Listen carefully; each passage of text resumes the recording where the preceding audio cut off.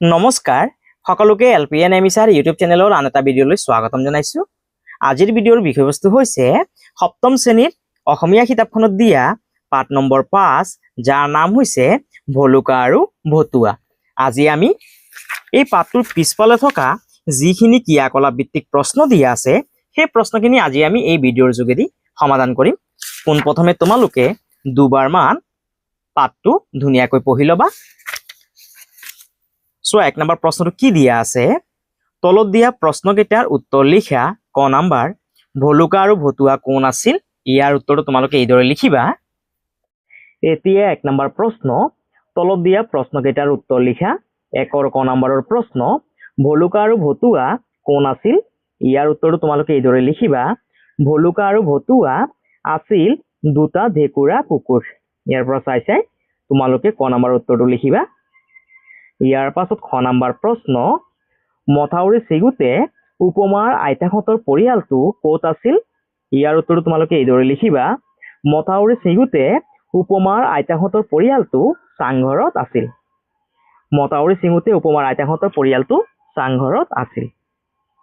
ইয়াৰ পাছত গ নম্বৰ প্ৰশ্ন, চৰকাৰে কিয় সতৰ্কতামূলক বাৰ্তা প্ৰেৰণ কৰিছিল? ইয়াৰ উত্তৰটো তোমালোকে লিখিবা। নাগৰিকসকল যাতে বিভিন্ন প্ৰকাৰে সষ্টম হৈ থাকে সেইবাবে চৰকাৰে সতৰ্কতামূলক বাৰ্তা প্ৰেৰণ কৰিছিল। সষ্টম মানে হৈছে গৈ আগতীয়াকৈ সাজু হৈ থকা। নাগৰিকসকল যাতে বিভিন্ন প্ৰকাৰে আগতীয়াকৈ সাজু হৈ থাকিব পাৰে তাৰ বাবে চৰকাৰে কি কৰিছিল? সতৰ্কতামূলক বাৰ্তা প্ৰেৰণ কৰিছিল। ইয়াৰ পাছত ঘ নম্বৰ প্ৰশ্ন, উপমাহঁতৰ আইতাকে ভূমিকম্প আহোঁতে কোলাত কি লৈ ওলাই আহিছিল? ইয়াৰ উত্তৰটো তোমালোকে লিখিবা। উপমাহঁতৰ আইতাকে ভূমিকম্প আহোঁতে কোলাত গাৰু এটা লৈ ওলাই আহিছিল। ইয়াত তোমালোকে গাৰু বানানটো এইদৰে লিখিবা। গত আকাৰে গা, ৰয়েৰু বুলি লিখিবা। ৰয়েৰু লিখিবা গাৰু।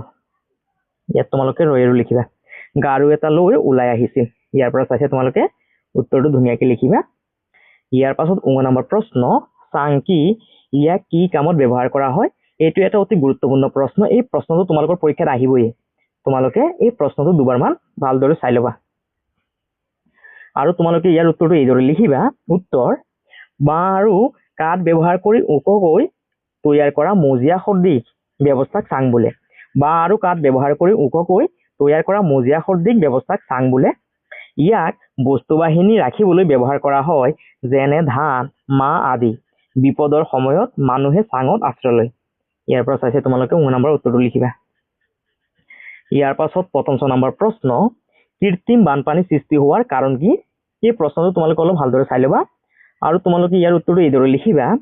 মানুহে যেনিয়ে তেনিয়ে জাবৰ জোথৰ পেলাই নলা নৰ্দমাবোৰ বন্ধ কৰাৰ ফলত বৰষুণৰ পানী আবদ্ধ হৈ কৃত্ৰিম বানপানীৰ সৃষ্টি কৰে। পাহাৰ কাটি ঘৰ সজোৱাৰ ফলতো নলা নৰ্দমাবোৰ বন্ধ হৈ কৃত্ৰিম বানপানীৰ সৃষ্টি কৰে। ইয়াৰ পৰা চাইছে তোমালোকে উত্তৰটো লিখিবা।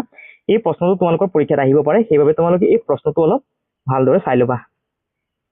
ইয়াৰ পাছত দ্বিতীয় 6 নম্বৰ প্ৰশ্ন, গাঁৱৰ মানুহবোৰে ঘাইপথৰ দাঁতিত তম্বু তৰি কিয় থাকিবলগীয়া হৈছিল? ইয়াৰ উত্তৰটোত লিখিবা। বানপানীয়ে গাঁও কেইখন বুৰাই পেলোৱাৰ বাবে আশ্ৰয় বিচাৰি মানুহবোৰে ঘাইপথৰ দাঁতিত তম্বু তৰি থাকিবলগীয়া হৈছিল। ইয়াৰ পৰা চাইছে ধুনীয়াকৈ তোমালোকে উত্তৰটো লিখিবা। ইয়াৰ পাছত 2 নম্বৰ প্ৰশ্ন, ভাবা আৰু উত্তৰ লিখা। ক নম্বৰ প্ৰশ্ন, উপমা আৰু ভায়েকক দেখিহে মাক দেউতাক আৰু আইতাকৰ মুখলৈ পানী আহিল। ইয়াত মুখলৈ পানী অহা বাক্যাংশ কি বুজাইছে?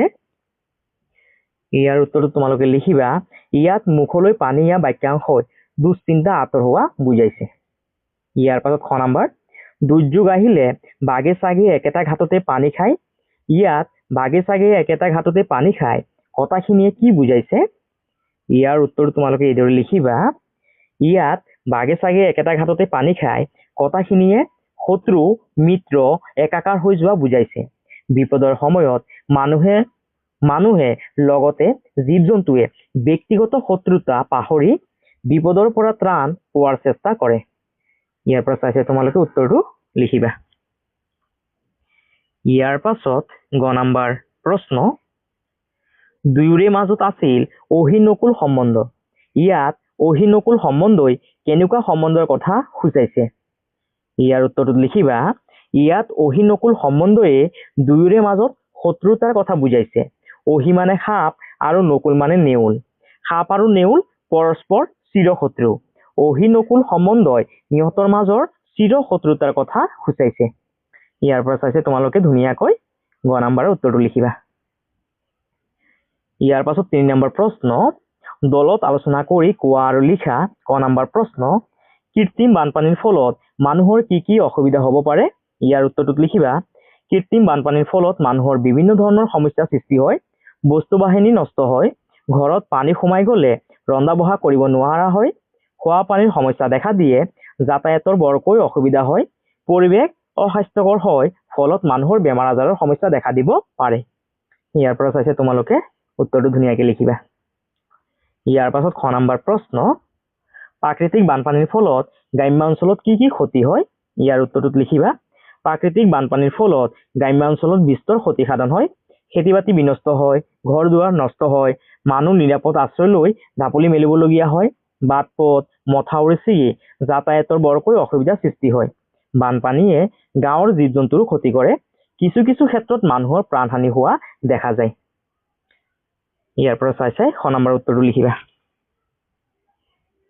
ইয়াৰ পাছত গ নম্বৰ প্ৰশ্ন, পাঠত উল্লেখ থকা কাৰণ দুটাৰ উপৰি আৰু আন কি কি কাৰণত কৃত্ৰিম বানপানী হ'ব পাৰে?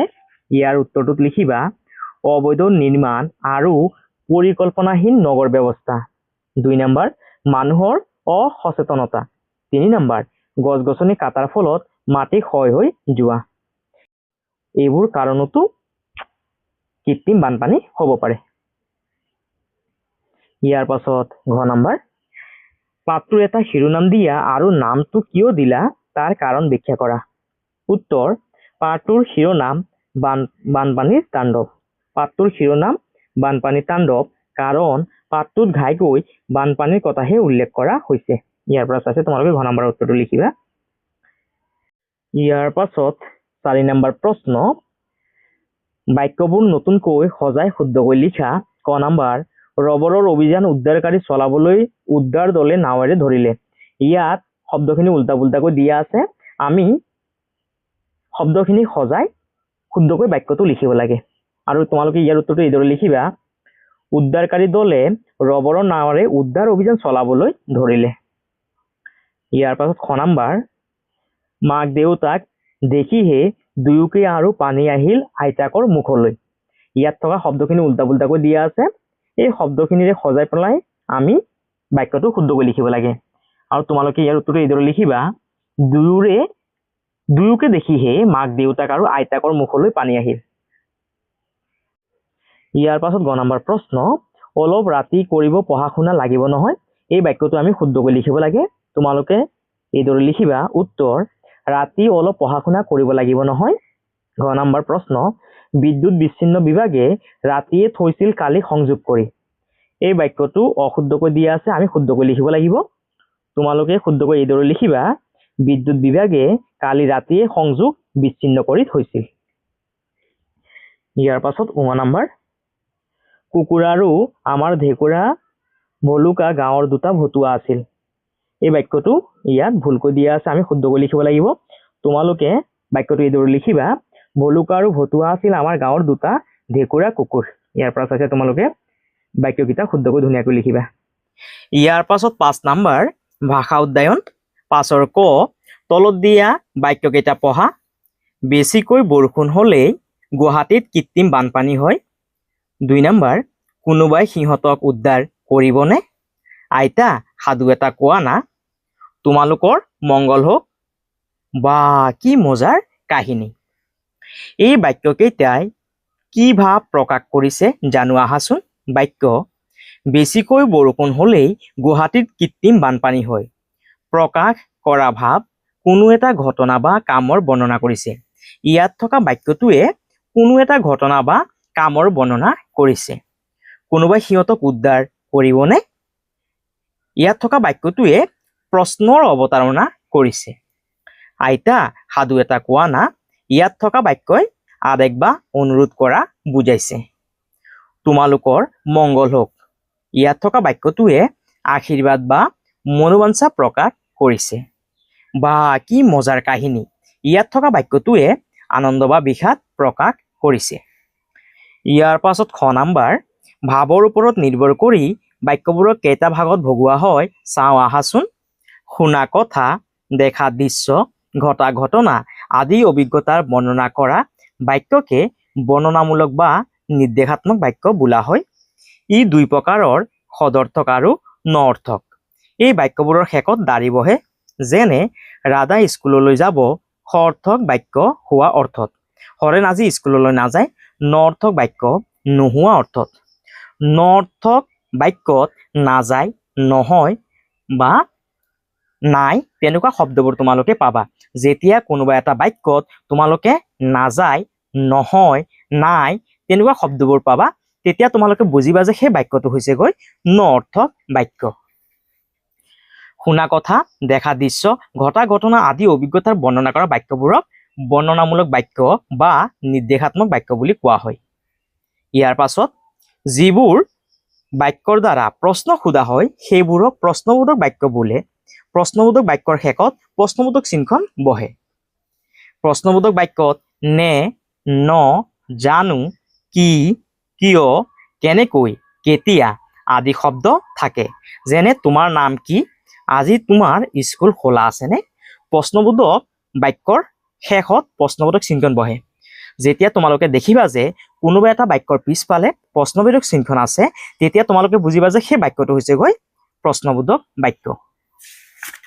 ইয়াৰ পাছত আজ্ঞা, আদেশ, উপদেশ, অনুৰোধ, নিষেধ, মনোবাঞ্ছা প্ৰকাশ আদি ভাৱ প্ৰকাশ কৰা বাক্যকে অনুজ্ঞাবোধক বাক্য বোলা হয়। অনুজ্ঞাবোধক বাক্যৰ শেষত দাঁড়ি বহে, যেনে শিক্ষকৰ কথা অমান্য নকৰিবা। ইয়াত আদেশ বা উপদেশ দিয়া হৈছে, হয়নে? সেইবাবে এই বাক্যটো হ'বগৈ অনুজ্ঞাবোধক বাক্য। দুৱাৰখন খুলি দিয়া, এই বাক্যটোৰ দ্বাৰা অনুৰোধ কৰা বুজাইছে, হয়নে? সেইবাবে এই বাক্যটো হ'বগৈ অনুজ্ঞাবোধক বাক্য।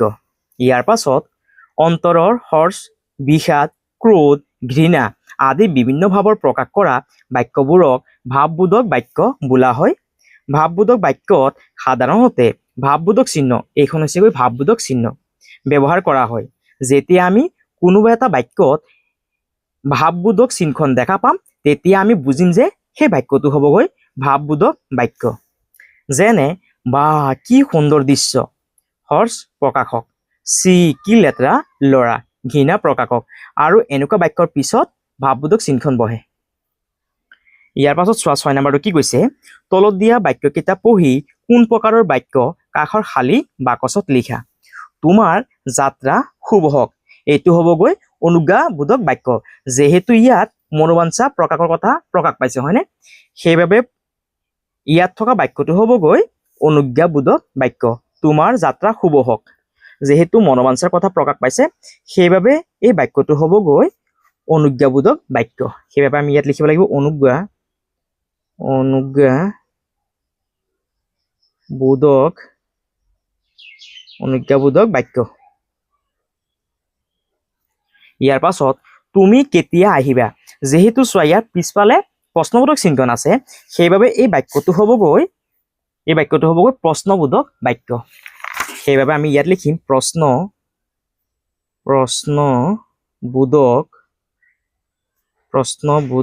বাক্য।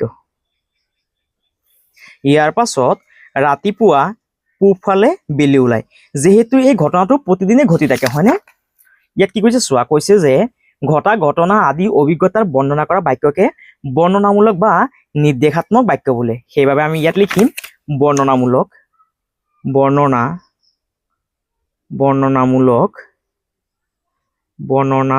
বাক্য। যিহেতু ৰাতিপুৱা পূবফালে সদায় বেলি ওলায়, হয়নে? আৰু এই ঘটনাটো প্ৰতিদিনে ঘটি থাকে, সেইবাবে এনেকুৱা বাক্যবোৰ হ'বগৈ বৰ্ণনামূলক বাক্য বা তোমালোকে নিৰ্দেশাত্মক বাক্য বুলিও লিখিব পাৰা। ইয়াৰ পাছত সকলো সুখেৰে থাকা, যিহেতু ইয়াত মনোবাঞ্ছা প্ৰকাশ পাইছে, সেইবাবে এই বাক্যটো হ'বগৈ অনুজ্ঞাবোধক বাক্য। সেইবাবে তোমালোকে ইয়াত লিখিবা অনুজ্ঞাবোধক বাক্য। ইয়াৰ পাছত ৰাতিপুৱা সোনকালে উঠিবা, যেহেতু ইয়াত অনুৰোধ কৰা হৈছে সেইবাবে তোমালোকে ইয়াত লিখিবা অনুজ্ঞাবোধক বাক্য। আজ্ঞা, আদেশ, উপদেশ, অনুৰোধ, নিষেধ, মনোবাঞ্ছা আদি আদি ভাৱ প্ৰকাশ কৰা বাক্যক অনুজ্ঞাবোধক বাক্য বোলে। সেইবাবে তোমালোকে ইয়াত লিখিবা অনুজ্ঞাবোধক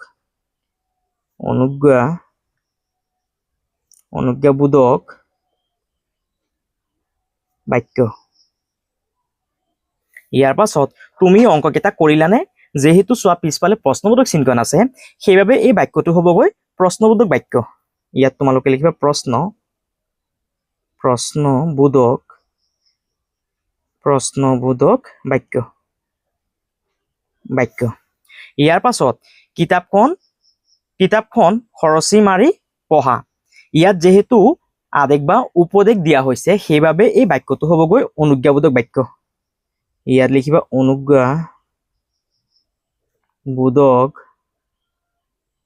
অনুজ্ঞাবোধক বাক্য। ইয়াৰ পাছত বৰ দুখ পালো। যেহেতু ইয়াত চোৱা কি আছে, ভাৱবোধক চিহ্ন আছে হয়নে? সেইবাবে এই বাক্যটো হ'বগৈ ভাৱবোধক বাক্য। ইয়াত লিখিবা ভাৱবোধক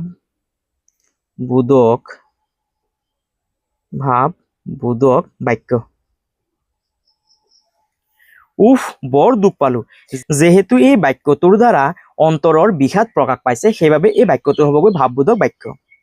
পঢ়াৰ সময়ত আমি খেলা ধূলা নকৰো। এইটো হ'বগৈ বৰ্ণনামূলক বা নিৰ্দেশাত্মক বাক্য। যেহেতু কথা শুনা, দেখা দৃশ্য বা ঘটা ঘটনা আদি অভিজ্ঞতাৰ বৰ্ণনা কৰা বাক্যকে বৰ্ণনামূলক বা নিৰ্দেশাত্মক বাক্য বোলে। ইয়াত কি কৈছে চোৱা, কৈছে যে পঢ়াৰ সময়ত আমি খেলা ধূলা নকৰো। যেহেতু কোনোবা এটা ঘটা ঘটনাৰ কথা কৈছে হয়নে? সেইবাবে এইটো হ'বগৈ বৰ্ণনামূলক বাক্য। ইয়াত তোমালোকে লিখিবা বৰ্ণনামূলক বাক্য। ইয়াৰ পাছত বৰ আনন্দ পালো। যেহেতু ইয়াত পিছফালে ভাৱবোধক চিহ্ন আছে সেইবাবে এই বাক্যটো হ'বগৈ ভাৱবোধক বাক্য। সেইবাবে তোমালোকে ইয়াত লিখিবা ভাৱবোধক বাক্য। ইয়াৰ পৰা চাইছে তোমালোকে ধুনীয়াকৈ 6 নম্বৰৰ প্ৰশ্নৰ উত্তৰখিনি লিখিবা। ইয়াৰ পাছত 7 নম্বৰ প্ৰশ্ন, বন্ধনীত দিয়া নিৰ্দেশ অনুসৰি তলৰ শব্দবোৰেৰে একোটাকৈ বাক্য সাজা। ক নম্বৰ সতৰ্কতা, খ নম্বৰ কোন, গ নম্বৰ আহা, ঘ নম্বৰ ঈশ্বৰ, ঙ নম্বৰ ক নম্বৰত থকা যোনটো শব্দ সেইটো হৈছে সতৰ্কতা। সতৰ্কতাৰে আমি এটা বৰ্ণনামূলক বাক্য ৰচনা কৰিব লাগে। আৰু চোৱা, মই আগতীয়াকৈ ইয়াৰ উত্তৰখিনি লিখি থৈছিলো, তোমালোকে এনেধৰণে লিখিবা। সতৰ্কতা বৰ্ণনামূলক বাক্য। বানপানীৰ সময়ত মানুহবোৰে সতৰ্কতামূলক ব্যৱস্থা গ্ৰহণ কৰিছিল। বৰ্ণনামূলক বাক্য কোনখিনি আছিল? যিবোৰ বাক্যৰ দ্বাৰা কোনো এটা ঘটনা বা অভিজ্ঞতাৰ বিষয়ে বৰ্ণনা কৰা হয় তেনেকুৱা বাক্যবোৰক কোৱা হয় বৰ্ণনামূলক বাক্য। আমি অলপ আগত পাইছিলো হয়নে? যেতিয়া আমি কিতাপখন পঢ়িছিলো তেতিয়া আমি পাইছিলো। আমি যেতিয়া 6 নম্বৰ প্ৰশ্নখিনি কৰিছিলো তেতিয়া আমি পাইছিলো হয়নে? সতৰ্কতাৰে তোমালোকে বাক্য ৰচনাটো এইদৰে লিখিবা। বানপানীৰ সময়ত মানুহবোৰে সতৰ্কতামূলক ব্যৱস্থা গ্ৰহণ কৰিছিল। ইয়াৰ পাছত খ নম্বৰ যোনটো শব্দ সেইটো হৈছে কোন। কোনেৰে আমি এটা প্ৰশ্নবোধক বাক্য লিখিব লাগে।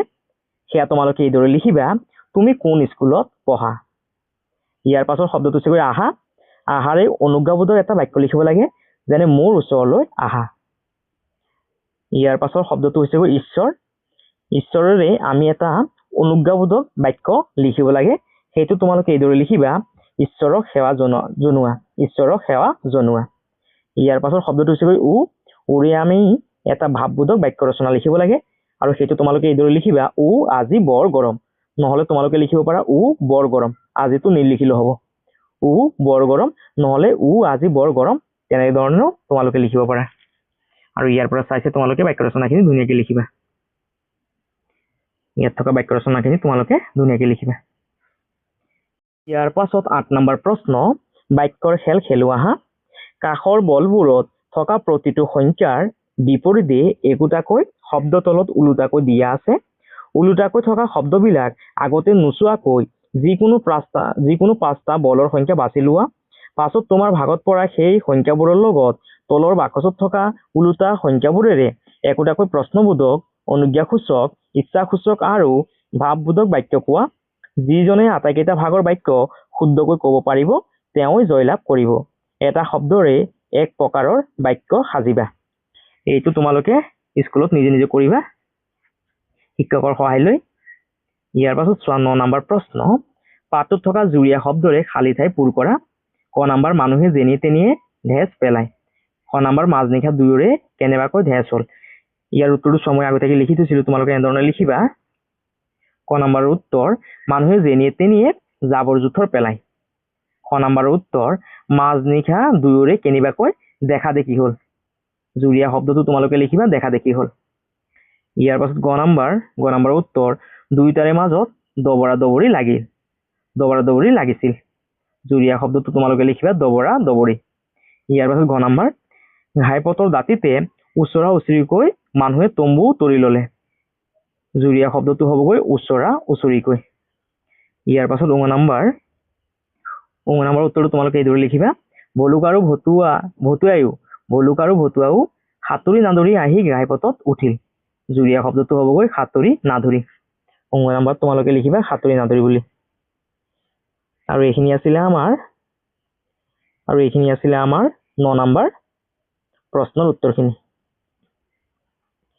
ইয়াৰ পাছত দিয়া আছে জ্ঞান সম্প্ৰসাৰণ। 10 নম্বৰ, তলত দিয়া বাক্য কেইটা পঢ়া। দুৰ্যোগ ব্যৱস্থাপনা। দুৰ্যোগৰ ক্ষয়ক্ষতিৰ প্ৰভাৱ হ্ৰাস কৰিবলৈ গ্ৰহণ কৰা ব্যৱস্থাৱলীয়েই দুৰ্যোগ ব্যৱস্থাপনা বোলে।